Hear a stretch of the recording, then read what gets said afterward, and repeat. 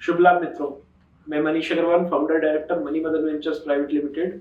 सबसे पहले तो मैं आप सभी का शुक्रिया अदा करना चाहूंगा कि प्रॉपर्टी की पंचायत को आपने भरपूर प्यार दिया और इसे लगातार आगे बढ़ा रहे हैं। हमारे पास एक बहुत डिमांड आती है कि Dubai market, Thailand market, India के अलावा जो ओवरसीज मार्केट है उनके बारे में हम पॉडकास्ट करें। हम लक्की आज हमारे साथ मिस्टर भरत अग्रवाल हैं, जो फाउंडर डायरेक्टर हैं साइरा वेंचर प्राइवेट लिमिटेड के। इनके बारे में थोड़ा सा आपको बताऊं, पिछले 15 साल से रियल एस्टेट मार्केट में है। लगभग 10 साल दिल्ली एनसीआर गुड़गांव मार्केट इन्होंने काफी किया और लगभग 2021-22 के बाद ये दुबई शिफ्ट हुए। तो वेलकम भरत जी, आपका स्वागत हबीबी से करें या नमस्ते से? Thank you so much. नमस्कार से ही कर लेते हैं स्वागत, क्योंकि अपना जो कल्चर है वो हम नहीं छोड़ सकते जी। ठीक है, तो जय श्री राम। तो भरत भाई, थोड़ा सा अपनी जर्नी के बारे में बताएं। पर्सनली आप कहाँ शुरू हुए, कहाँ से शुरू हुए, थोड़ा सा ब्रीफ हमें उसके। देखो मनीष भाई, मैं हरियाणा के छोटे से गांव कुंड से बिलोंग करता हूँ जी। और मैंने रियल एस्टेट की जर्नी 2008 से स्टार्ट की थी, गुड़गांव मार्केट से। 2008 में हमने गुड़गांव बेचना स्टार्ट किया, बहुत सारे प्रोजेक्ट हमने बेचे, फिर बीच में निमराना बेचा, फिर हमने भिवाड़ी बेचा, फिर वापस गुड़गांव मार्केट में फुल फ्लैश काम करने लगे। गुड़गांव की मार्केट में हमने अच्छा काम किया, अच्छे लेवल पे काम किया। गुड़गांव बेचते बेचते बेचते एक टाइम पे ऐसा रियलाइज हुआ कि क्यों ना फिर हम बाहर की प्रॉपर्टी पे फोकस करें। तो गुड़गांव मार्केट के ऐसे कौन से फैक्टर्स हैं जो आपको अपनी जर्नी में अच्छे लगे या आपको लगा ये मार्केट इमर्जिंग है, काफी बढ़ रही है? देखो, सबसे बड़ा फैक्टर तो है कि गुड़गांव के अंदर सबसे ज्यादा आज के दिन एमएनसी कंपनी का हब है जी। ठीक है, आज हर एक एमएनसी कंपनी का हेड ऑफिस या मेन ऑफिस गुड़गांव के अंदर है। बिल्कुल। तो जितने भी इन्वेस्टर्स हैं उनको क्या चाहिए? कैपिटल अप्रिसिएशन और रेंटल रिटर्न्स, जो कि एमएनसी जाएंगी तो यहाँ पे एम्प्लॉयमेंट आएगा, एम्प्लॉयमेंट आएगा तो हाउसिंग की डिमांड बढ़ेगी। तो उस चक्कर में हमने गुड़गांव पे फोकस किया। और आज भी पर्सनली मैं बताऊं, मैं हर क्लाइंट को, हर इन्वेस्टर को बोलता हूं कि गुड़गांव में एक घर होना चाहिए जी। गुड़गांव पिछले 4-5 सालों में जिस तरह से यहाँ के ब्रिजेस, जिस तरह के हाईवे, जिस तरह की क्लवर लीव, जिस तरह की कनेक्टिविटी बढ़ी है, गुड़गांव काफी इमर्जिंग मार्केट है। इसके बावजूद आपने कैसे टाइम पर दुबई जाने का डिसीजन लिया, जो जिस समय गुड़गांव अपने जवानी पर है? तो क्या फैक्टर रहे कि आपने एकदम से अपने सारे सेटअप को दुबई शिफ्ट किया और दुबई को आप काफी एग्रेसिवली अब कर रहे हैं? बिल्कुल सही आपने सवाल किया है। जब हमने गुड़गांव से दुबई मूव करने की सोची तो उसका रीजन सबसे बड़ा था इंफ्रा। ठीक है, हमने जब अपनी जर्नी स्टार्ट की 2018-19 में हमने दुबई मार्केट को एक्सप्लोर करना स्टार्ट किया। जब हम बेच रहे थे 2018-19 में दुबई को, तो उस टाइम पे फैशन था एक कि यार हर क्लाइंट बोलता था कि यार दुबई में घर चाहिए, as a fashion, proud statement है मेरा दुबई में अपना घर है। लेकिन 19 से लेके 23-24 तक वो फैशन कब नेसेसिटी में चेंज हो गया हमें खुद नहीं पता लगा। आज के दिन लोग फैशन की जगह वो नेसेसिटी मानते हैं कि दुबई में घर होना एक नेसेसिटी हो गया।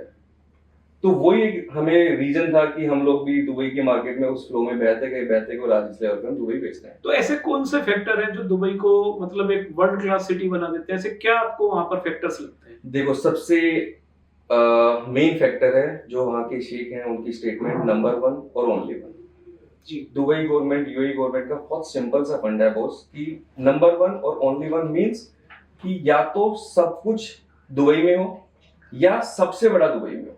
फॉर एग्जाम्पल, आज हम बात करें हिंदुस्तान से ना, दुबई बहुत कनेक्टेड है। उसका सबसे बड़ा रीजन बता देता हूँ आपको। आज दुबई के अंदर इतना बड़ा टेम्पल बनना बहुत छोटी चीज नहीं है बॉस। एक मुस्लिम कंट्री के अंदर एक हिंदू टेम्पल बनना, वो भी इतने बड़े स्केल पे। तो गवर्नमेंट वहां की बहुत समझदार है। वहां की गवर्नमेंट को दुबई को डेवलप करना है। दुबई के अंदर लोग चाहिए। दुबई की लोकल पॉपुलेशन कुछ भी नहीं है, सबको पता है। दुबई में लोग कैसे आए वो वहां की गवर्नमेंट को पता है। मतलब वो उस लेवल पर अपने आप को कल्चरली शिफ्ट करने को तैयार है, सोशली शिफ्ट करने को तैयार है। मतलब ओपन, कहते हैं बाहें खोलकर वो आप सबका स्वागत करते हैं। तो द ओनली 1 एंड नंबर 1, मतलब ये एक बहुत विजनरी स्टेटमेंट है, बहुत बोल्ड स्टेटमेंट है, और ऐसा वो लोग कर भी रहे हैं। मतलब ऐसा नहीं है वो सिर्फ बोलने के लिए बोल रहे हैं। तो ओनली 1 और नंबर 1 पे वो ये नहीं है कि टॉलेस्ट टावर दुबई के अंदर है। सिर्फ बिल्डिंग और इंफ्रा पे नहीं, आज हाउसिंग के अलावा एजुकेशन की बात करें तो दुबई गवर्नमेंट का बहुत सिंपल सा फंड है कि नंबर 1 होना है एजुकेशन के डिपार्टमेंट। हेल्थ की बात करें तो हेल्थ में भी नंबर 1 बनना है।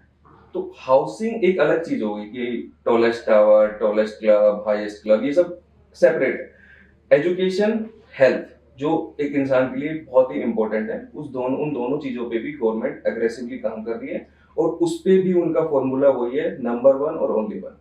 नहीं, मैं खैर इस बात को मैं पर्सनली मानने के लिए तैयार हूँ कि Dubai it's a man made wonder. मतलब वहां आपको हर वो चीज दिखती है जो आप देखना चाहते हो, जो आप इमेजिन करते हो। आपने दोनों मार्केट किए हैं भरत जी, आपने गुड़गांव मार्केट में भी काफी समय बिताया है, दिल्ली एनसीआर में, या दुबई मार्केट में भी काफी समय बिता रहे हैं।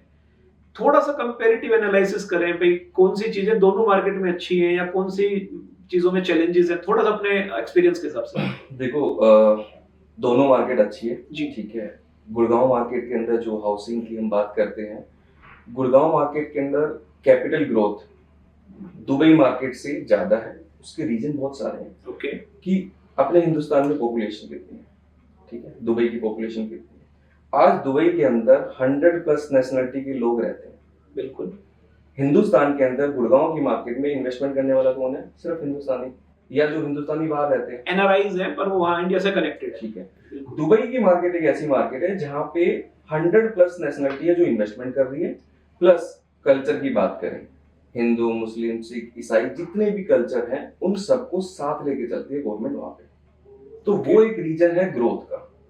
गुड़गांव के अंदर एमएनसी बहुत अच्छी है, गुड़गांव के अंदर लैंड बैंक कम है, एमएनसी ज्यादा है, लोग ज्यादा है, तो कैपिटल अप्रिसिएशन आता है।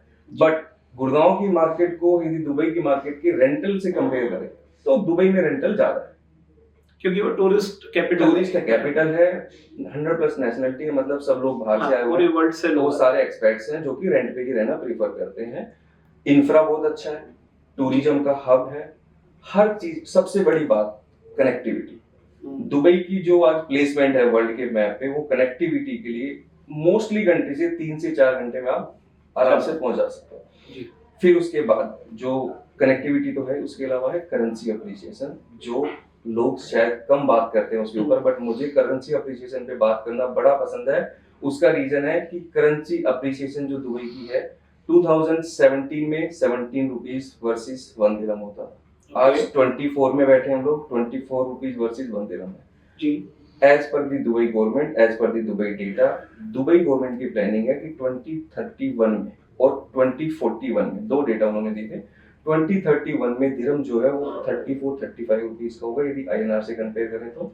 और 2041 में सिंगापुर डॉलर के बराबर हमारा दिरहम खड़ा होगा। ये दुबई गवर्नमेंट की पॉलिसी है, ये दुबई गवर्नमेंट की प्लानिंग है।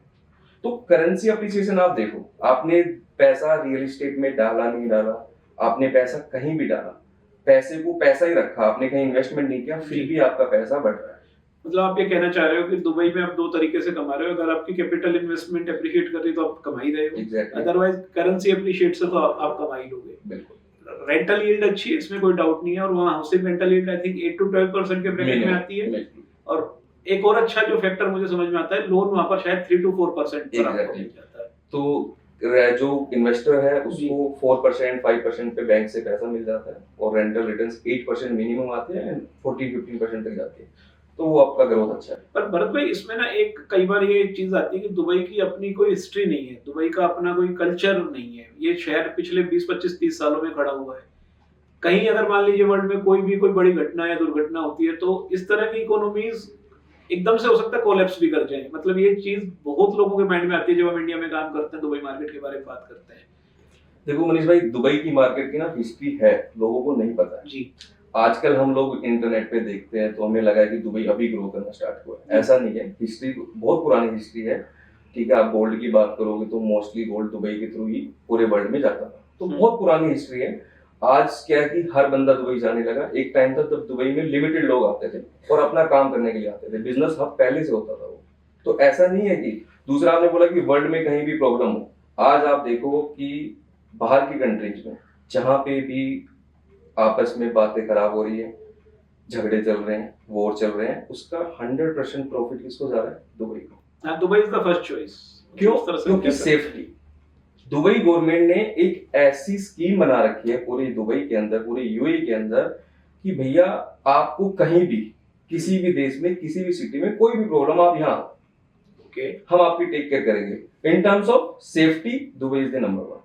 हर चीज में आपको हाउसिंग बहुत अच्छा मिलेगा, इंफ्रा बहुत अच्छा है, हेल्थ बहुत अच्छी है, एजुकेशन बहुत अच्छी है, लग्जरी लाइफ बहुत अच्छी है।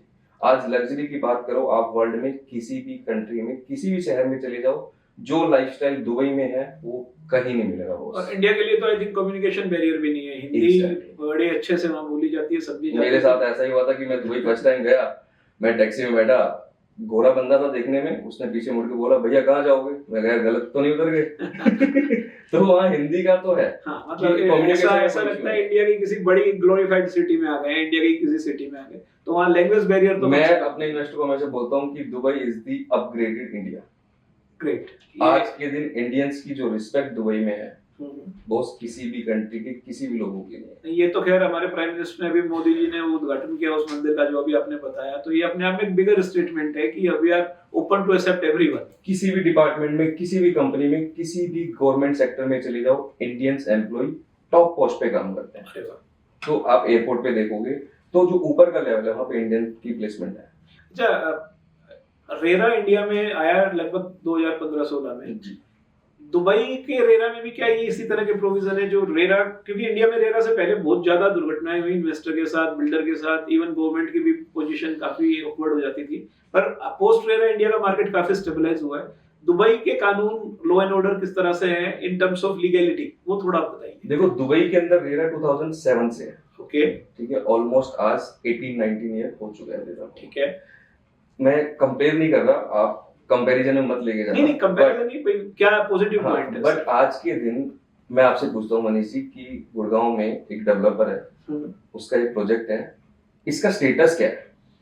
आप कहाँ से चेक करोगे? आप फिजिकल जाके देखोगे, ज्यादा से ज्यादा डेवलपर की वेबसाइट पे जाके देखोगे। रेरा की साइट पे आपको कोई स्टेटस नहीं दिखेगा कि प्रोजेक्ट की कंस्ट्रक्शन कितने % हो गई है जी, कौन उसकी कंस्ट्रक्शन कर रहा है, उसकी डिलीवरी डेट क्या है, आपको रेरा की साइट पे कहीं नहीं मिलेगी। डेटा तो मिल जाता है कि डिलीवरी टाइमलाइन क्या है। वो जब रेरा इशू कर रहा है डेवलपर को रेरा तब मिलता है कि आपकी डेडलाइन ये है। कंस्ट्रक्शन अपडेट नहीं मिलता, ये बात ठीक है। दुबई की गवर्नमेंट ने दुबई लैंड डिपार्टमेंट की एक ऐप बना रखी है, रेरा के साथ कनेक्ट किया हुआ है। आप उस पे स्टेटस देख सकते हो हर एक प्रोजेक्ट का, कितने % बन चुका है, और वो स्टेटस डेवलपर नहीं बताता रेरा को, रेरा की टीम जाती है, चेक करती है, उस % को, उसके डेटा को अपडेट करती है वेबसाइट पे, और उसी के बेसिस पे जितने भी बैंक हैं वो मॉर्गेज और बैंक से जो पेमेंट जो रिलीज करते हैं डेवलपर को, वो उस कंस्ट्रक्शन के अकॉर्डिंग रिलीज होती है।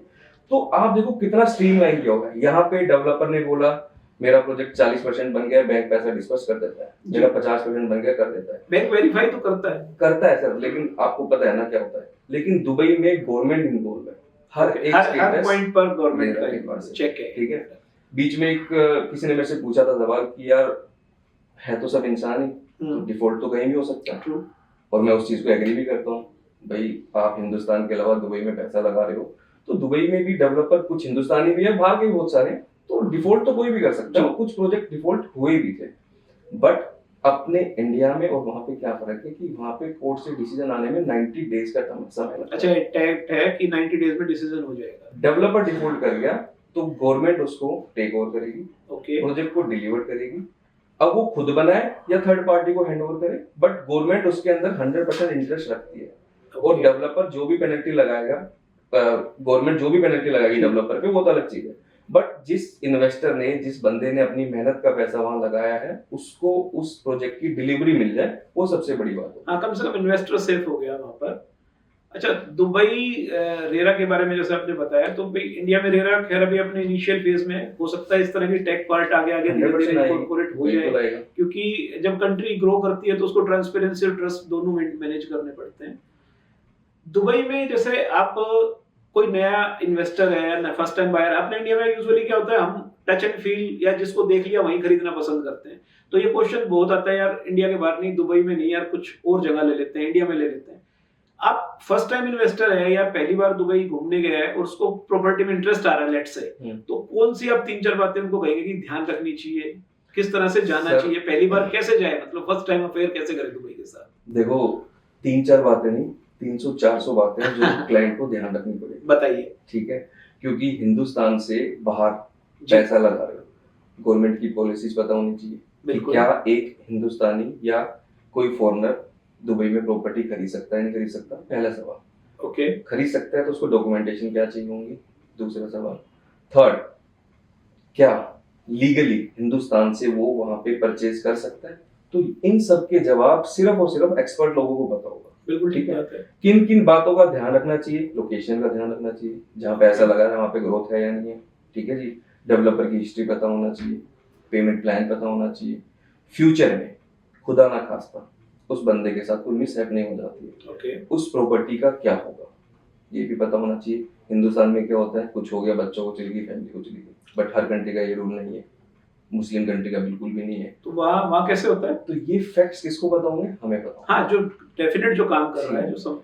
तो वहाँ के रूल्स रेगुलेशन ऐसे हैं कि जिस कंट्री का पासपोर्ट आपका है उस कंट्री में जो भी रूल्स फॉलो होते हैं वो गाइडलाइंस आपको कुछ मिस हैपनिंग होने के बाद वो गाइडलाइंस आपको सबमिट करानी है, उसके बेसिस पे वो डिसीजन लिया जाता है, ठीक है। बट उसके लिए इंडियंस या कोई भी फॉरेनर प्रॉपर्टी ले रहा है तो उसके साथ कुछ मिस हैपनिंग होती है तो उसकी प्रॉपर्टी किसके नाम से जाएगी, उसके कुछ टर्म्स हैं जो मैंने बताया कि वो पॉलिसी वहां पे सबमिट करानी पड़ेगी, उसके बेसिस पे वो प्रॉपर्टी। तो मेजरली जैसे आजकल कई बार क्या होता है, देखो ऑनेस्टली बताऊं, कुछ अच्छी रील्स बना देते हैं, दुबई दिखा देते हैं और कई लोग उनके पास चले भी जाते हैं। तो आपका कहना है कि कम से कम 5-7-10 साल जिसने काम किया उसके साथ? सर देखो, मैं ना इस चीज के बहुत अगेंस्ट हूँ कि जो ये इन्फ्लुएंसर हैं, जो टिकटॉकर हैं, जो मतलब जिनका रियल एस्टेट इंडस्ट्री से कोई भी वास्ता नहीं है, वो लोग आज रियल एस्टेट की ब्रांडिंग कर रहे हैं और हमारे कुछ क्लाइंट्स उनकी बातों में आके हमसे सवाल पूछ रहे हैं। ये तो वैसा ही हुआ ना, जैसा भाई 4 यूट्यूब पे वीडियो देखेंगे हार्ट की सर्जरी कैसे करें, फिर खुद ही डॉक्टर बनने की कोशिश करें। तो वो खोल तो देगा यूट्यूब पे, देखो बंद नहीं कर पाएगा। नहीं, बिल्कुल ठीक है। नहीं, दुबई के बारे में आपने भरत काफी अच्छे से गाइड भी किया हमारी ऑडियंस को, काफी अच्छे से बताया भी। अच्छा भरत भाई, एक मैं आपसे बहुत पर्सनल सवाल पूछ रहा हूँ। लेट्स से मैं मेरा पैसा इन्वेस्ट करना चाहता हूँ, मैं रियल एस्टेट से हूँ, आप भी रियल एस्टेट से हो, मुझे कौन सी बातों का ध्यान रखना चाहिए? मेरे लिए मान लीजिए नया मार्केट है, तो मैं एक आपके पास आता हूँ, मुझे कौन सी बातों का ध्यान रखना चाहिए? क्या डूज डोंट्स हैं उस मार्केट के?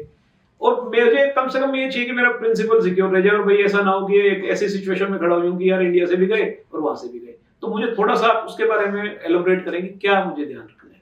देखो, ध्यान रखने वाली चीजें हैं मेन डेवलपर, ठीक है, Okay. जिसके साथ आप पैसा लगा रहे हो, उसकी हिस्ट्री क्या है, उसके डिलीवर्ड प्रोजेक्ट क्या है, डिलीवर्ड प्रोजेक्ट के अंदर रिटर्न्स ऑन इन्वेस्टमेंट है क्या जो हम लोग सेल करते टाइम प्रॉमिस कर रहे थे वो आ रही है नहीं आ रही, ठीक है। तो डेवलपर के साथ साथ लोकेशन, ठीक है, लोकेशन के साथ साथ कि आपका जो पेमेंट प्लान है, ठीक है, वो भी आपको देखना पड़ेगा। वहाँ काफी फैसिलिटी पेमेंट प्लान होते हैं, डिलीवरी के बाद भी पेमेंट प्लान चलते हैं। बिल्कुल चलते हैं। आज के दिन दुबई की सारी मार्केट किधर मूव कर रही है? Dubai south. ओके। और मनीष भाई आपको पता होगा, आपको पुराने या रियल एस्टेट में साउथ जो है ना, चाहे वो गुड़गांव का हो, चाहे वो दिल्ली का हो, चाहे वो किसी भी सिटी का हो, साउथ हमेशा सॉलिड होता है, लास्ट में चलता है पर बहुत तेजी से चलता है, ठीक है। सेम दुबई के साथ है, दुबई में नॉर्थ ईस्ट वेस्ट सब ग्रो कर गए, अभी साउथ उन्होंने ओपन किया, ओके। और पूरा का पूरा दुबई जो है साउथ की तरफ मूव हो रहा है। उसके 3 बड़े रीजन है। एक, एयरपोर्ट, वर्ल्ड का सबसे बड़ा एयरपोर्ट दुबई साउथ में आ रहा है, जिसमें 6 टर्मिनल, 400 गेट, बहुत सारी चीजें हैं, ठीक जी।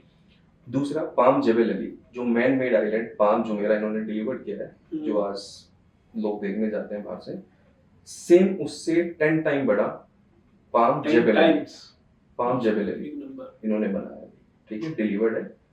उस पे रियल एस्टेट हाउसिंग बेचना भी स्टार्ट कर दिया, ठीक है, विलास प्लॉट्स उन्होंने बेचना स्टार्ट कर दिया। तो वो सब साउथ में है। पाम जेबल अली दुबई का सबसे बड़ा एयरपोर्ट, और डाउनटाउन 2 भी वहां पे बना रहे हैं, मतलब इसी का रेप्लिका खड़ा होगा और इससे 10 गुना बड़ा होगा, सीधा सा। और लैंड बैंक भी ज्यादा। लैंड बैंक भी ज्यादा। अभी हिंदुस्तान से मोदी जी ने एक अनाउंसमेंट की थी भारत मार्ट की, वो भी साउथ में आ रहा है, ओके। ठीक है। भारत मार्ट का मतलब सब लोगों को पता है कि सुई से लेके एरोप्लेन तक यदि हिंदुस्तान में कुछ है वो सब मिलेगा वहाँ। ओके। छोटे छोटे स्टोर होंगे, बट वो छोटे स्टोर 15-15, 20-20 एकर्स की जो फैक्ट्रियां लगा के बैठे हैं वो लोग होंगे। तो आपको कुछ भी परचेज करना है जो हिंदुस्तान की कंपनी और हिंदुस्तान में बनता है, आप वहां से खरीद सकते हो। तो भारत मार्ट उसका नाम इसलिए रखा है कि भारत में बनने वाली हर एक चीज, भारत की जितनी भी मेन चीजें हैं वो सब आप वहाँ के स्टोर से परचेज कर सकते हो। वन स्टॉप सॉल्यूशन है मतलब ये चीज का। तो वो अभी देखोगे, आपने ड्रैगन मार्ट सुना होगा चाइना, हाँ बिल्कुल, उसकी जैसी चीज बन रही है। और जो मोदी जी बना रहे तो बेहतर ही बनेगा, उससे छोटा सपना तो वो भी नहीं देखते। अबू धाबी के बारे में आपकी क्या ओपिनियन है? मतलब वो भी आई थिंक काफी हॉट न्यूज है इन दिनों। देखो यूएई के अंदर ना 7 एमिरेट्स हैं जी। ग्रो की बात करें, और फेमस की बात करें तो दुबई हुआ। Dubai is the first. उसका रीजन था कि दुबई ना कभी भी फ्यूल पे ऑयल पे डिपेंडेंट थे ही नहीं। हाँ, दुबई के अपने कुछ नेचुरल रिसोर्सेज है ही नहीं, मतलब ये भी क्वेश्चन आता है कि इस कंट्री का अपना कुछ नहीं है, सब बोरोड है। उसके बाद भी इस कंट्री ने इतनी तरक्की की। तो दुबई का पहले दिन से माइंडसेट था हमें टूरिज्म पे खेलना बॉस। ओके। 7 एमिरेट्स हैं, सिर्फ दुबई फेमस हुआ, आज भी दुबई जाना पसंद करते हैं। बिजनेस हब हो गया है भाई। आबू धाबी आपने अभी एक नाम लिया, मैं उस पर बताना चाहता हूँ। आज दुबई का ट्रिप 5 दिन का कोई बनाता है किसी भी कंट्री से, वो 5 दिन में से 4 दिन दुबई रहता है, 1 दिन जाता है आबू धाबी। बिल्कुल ठीक है, फरारी वर्ल्ड देखने के लिए या सारी।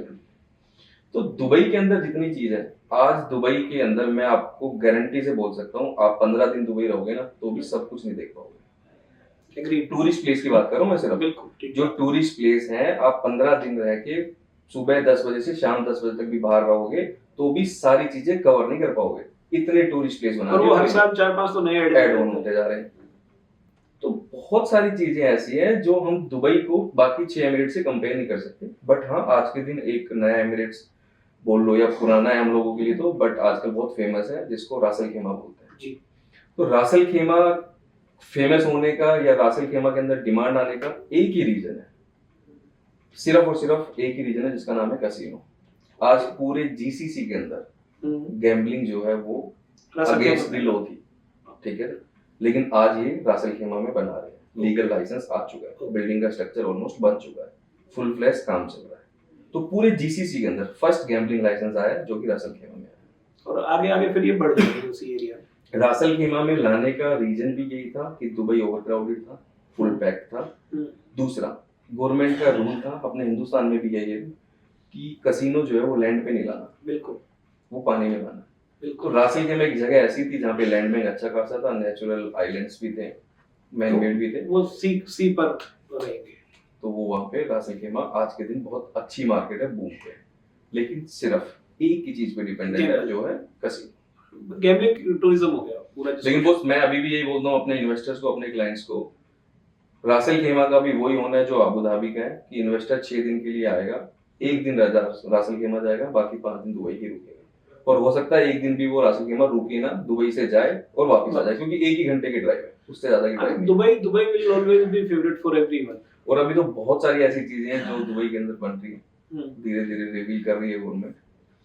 सर देखो, पूरे वर्ल्ड से 100+ नेशनलिटी के लोग दुबई बुलाना छोटा काम, आसान काम नहीं है।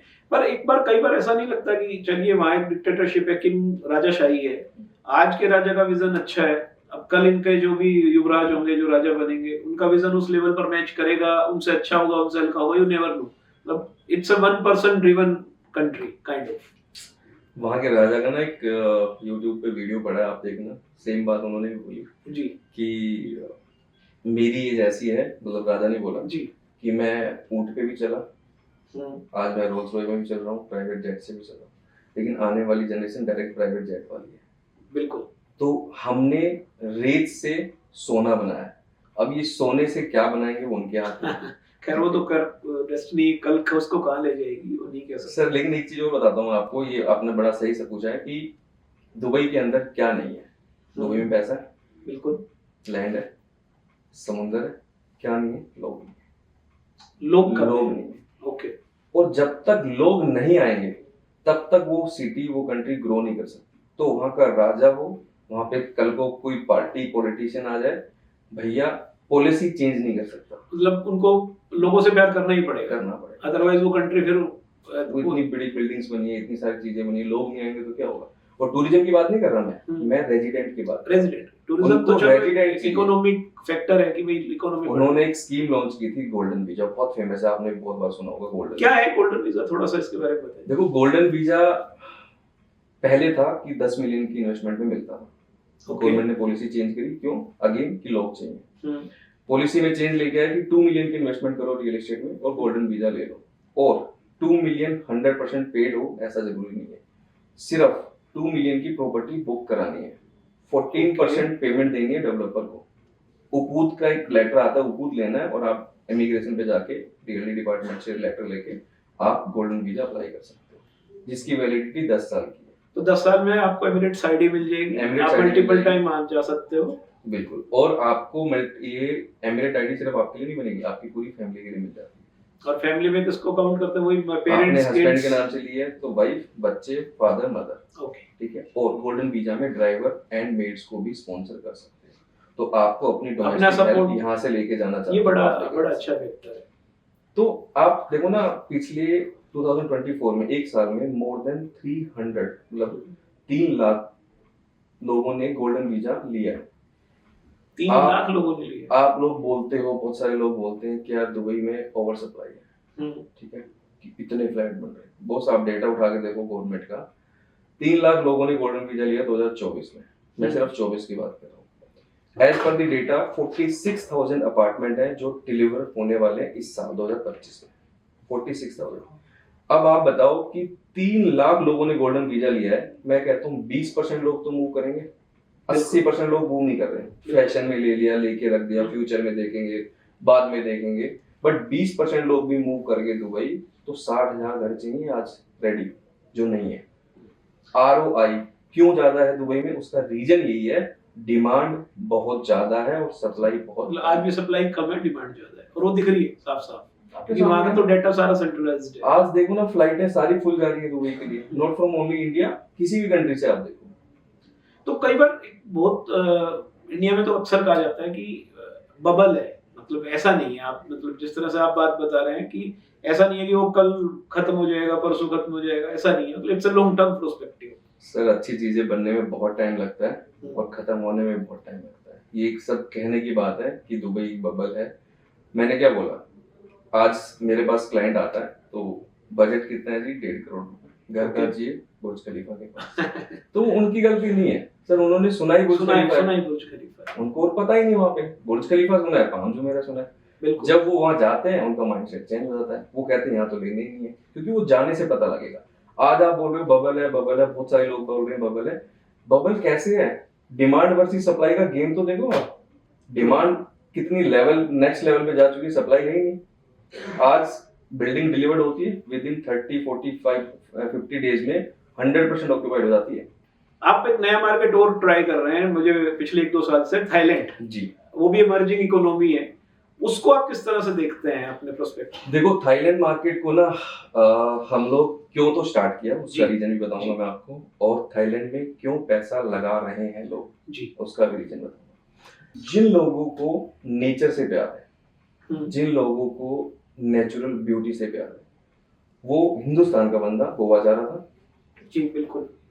बाकी गोवा के अंदर बाहर से टूरिस्ट बहुत आ रहे थे।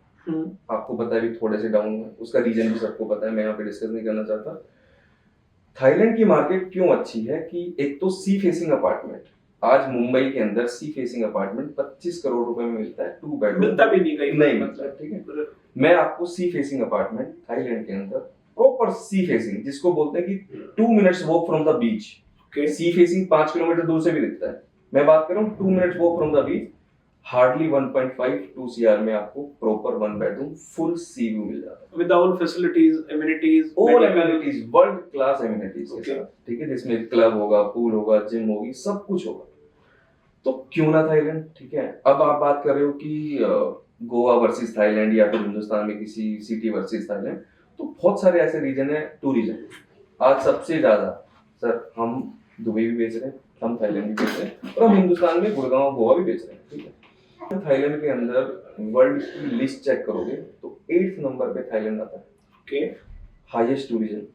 आई थिंक अफोर्डेबिलिटी मेजर फैक्टर है थाईलैंड को। अब मैं उसी पॉइंट पे आने वाला था, आपने बोला कि आपने थाईलैंड मार्केट क्यों स्टार्ट किया। सर एक रिटायरमेंट प्लान होता है सबका, बिल्कुल, ठीक है, कि रिटायरमेंट के बाद कहाँ रहना है, ठीक है। रिटायरमेंट के बाद दुबई में रहना मुझे लगता है थोड़ा सा डिफिकल्ट है। क्यों? क्योंकि domestic health, cost of living बहुत ज्यादा है दुबई में, क्योंकि दुबई गवर्नमेंट का भी यही मानना है, हमें वो लोग चाहिए जो यहाँ आके पैसा कमाए। It's a capital city, Exactly. Capitalist mindset. तो जिसको 50 साल के बाद, 60 साल के बाद रिटायरमेंट चाहिए, हाँ, सुकून चाहिए, उसके लिए थाईलैंड बेस्ट है। डोमेस्टिक हेल्थ बहुत सस्ती है, खाना पीना बहुत अच्छा है, फ्रूट्स की बात करें बहुत अमेजिंग। 4th पॉइंट जो ट्रांसपोर्टेशन, थाईलैंड का ट्रांसपोर्टेशन 10 बाht 25 रुपए है बिना, इधर से उधर पूरा पटाया घूम सकते हो सिर्फ 10 भाट में। तो डोमेस्टिक हेल्प सस्ती है, ट्रांसपोर्टेशन सस्ता है, खाना पीना अच्छा है, तो क्यों ना अपनी रिटायरमेंट लाइफ एक ऐसी जगह बिताई जाए जहां से व्यू अच्छा हो, नेचर से भी फ्रेंडली हो और सस्ता भी। पर I think cultural difference India के कॉन्टेक्स्ट में थोड़ा रहेगा थाईलैंड में। वो देखो थाईलैंड का नाम कुछ लोगों की नजरों में खराब है, हाँ, ठीक है, वो चलो एक परसेप्शन बना हुआ है, वो सबका अपना अपना तरीका है देखने का। लेकिन उसको देखने का तरीका बिल्कुल सही बात है। दूसरा एक और रीजन है कि आप ना फिजिकली वहां जाके देखो, आप रह के देखो, आपको पता लगेगा कि वहां के लोग कितने अच्छे हैं और वहां पे लोग क्यों जा रहे हैं। ठीक है, हम लोग आज के दिन पटाया मार्केट के अंदर रियल एस्टेट हाउसिंग बेच रहे हैं। वहां पे पटाया में ना 2 बीच है मेन, ठीक है, एक पटाया बीच, एक जोमटेन बीच। जी, पटाया बीच एक ऐसा है, ओवर क्राउडेड है, फुल पैक रहता है, फॉरेनर्स सारे रहते हैं। लेकिन जोमटेन बीच, दोनों के अंदर देखो फर्क क्या है। टूरिज्म जितना भी होता है ना, वो सब जाता है पटाया बीच, लेकिन जितना भी वहाँ का बाहर का बंदा जो रहने आया वहाँ पे परमानेंट, जो रशियन है, जो चाइनीज है, जो जापानीज है, आपको पता है थाईलैंड के अंदर नंबर्स की बात करें तो सबसे ज्यादा इन्वेस्टमेंट किसकी आ रही है आजकल? एक टाइम था जब चाइनीज की इन्वेस्टमेंट, आज सबसे ज्यादा इन्वेस्टमेंट जापानीज की है, रशियन की है, थर्ड नंबर पे चाइना है। उसका रीजन क्या है? उसका रीजन ये है कि रशियन लोगों को पता है कि रिटायरमेंट लाइफ अच्छी चाहिए, सस्ती चाहिए, तो Thailand is the only option. ROI, जिस पे हमने अभी तक बात नहीं की, return on investment. Return on investment की बात करें थाईलैंड में minimum 6% goes up to 15%। Okay, तो ऐसे बहुत सारे फैक्टर्स और हैं। लॉ एंड ऑर्डर का कैसा सिचुएशन है थाईलैंड में? देखो रेरा की बात करें तो रेरा वहां पे भी 15-16 साल से काम कर रहा है, ठीक है।